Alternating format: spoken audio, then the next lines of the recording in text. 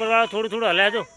ખબર આ મોટું હલાવવાનું એનું ખાલી મોટું હલાવે તાજ જો હલાવો તું જો આઈ જો હાય ડાયનાસોર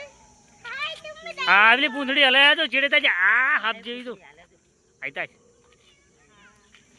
જો એટલે સૌથી મોટા ડાયનાસોર તા વેલી સૌથી મોટો આવ્યો જો ડેન્જર બીક લાગે હો હાય ડાયનાસોર એ મુઠી તો કેટલું ઊંચું હો હાય મુઠી કેટલી મોટી છે ડાયનાસોર ની